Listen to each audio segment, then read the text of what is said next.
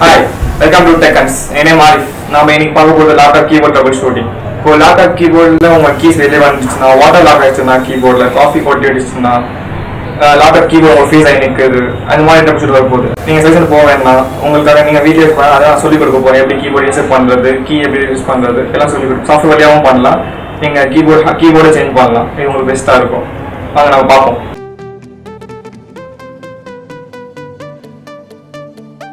இந்த இஷ்யூக்கு 3 சொல்யூஷன் இருக்குது, வாங்க பார்ப்போம். ஃபர்ஸ்ட் சொல்யூஷன் பார்ப்போம். நம்ம இன்னைக்கு கீபோர்டில் இந்த கீ வெளியே வந்துடுச்சுன்னா என்ன பண்ணுறது ஃபிக்ஸ் பண்ணி பார்ப்போம். இப்போ கீபோர்டில் இந்த லாக் இருக்கும், இந்த லாக்கை லைட்டாக மேலே டாப் பண்ணிங்கன்னா இந்த மாதிரி டாப்பில் நிற்கும். என்ன பண்ணுங்க, இந்த கீ எடுத்துகிட்டு ஜஸ்ட் சென்டரில் வச்சுட்டு இந்த மாதிரி புஷ் பண்ணிங்கன்னா இந்த மாதிரி லாக் சவுண்ட் வரும்.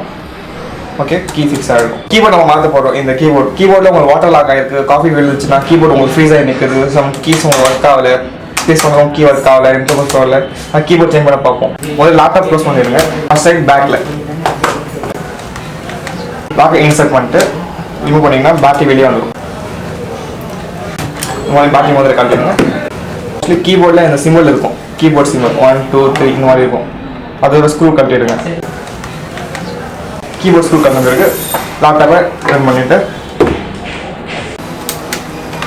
ஓகே, இப்போ டச் பேட் ரிமூவ் பண்ணுவோம். நம்ம டச் பேட் நீங்கள் ரிமூவ் பண்ணும்போது இந்த ஸ்ட்ரிப் இருக்கும், இது ரொம்ப கேர்ஃபுல்லாக நீங்கள் ரிமூவ் பண்ணி ஆகும் டச் பேட் ஸ்ட்ரிப்.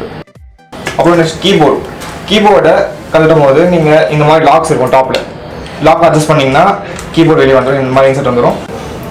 இந்த கீபோர்ட் ஸ்ட்ரிப்பை ரிமூவ் பண்ணிட்டீங்கன்னா ஓகே, கீபோர்டு வெளியே வந்துடுச்சு. இப்போ கீபோர்டு நீங்கள் இப்போ இந்த ஆன்லைனில் இந்த மாடல் போட்டிங்கன்னா இந்த மாதிரி பார்ட் நம்பர் இருக்கும், ப்ளஸ் இதோட மாடல் இருக்கும், கீபோர்டு மாடல்.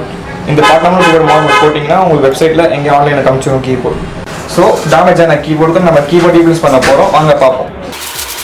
முதல்ல என்ன பண்ணுறீங்க, இந்த கீபோர்டோட ஸ்ட்ரிப்பு ஃபஸ்ட் நீங்கள் கனெக்ட் பண்ணிவிடுங்க.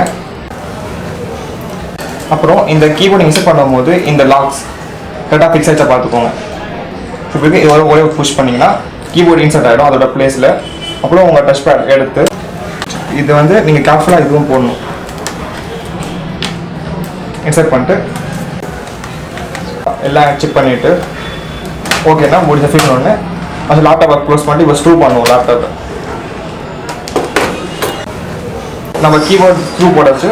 நெக்ஸ்ட் நம்ம பேட்டரி போட்டு லேப்டாப் ஆன் பண்ணி பார்த்துருவோம். லேப்டாப் ஆன் பண்ணியிருக்கோம்.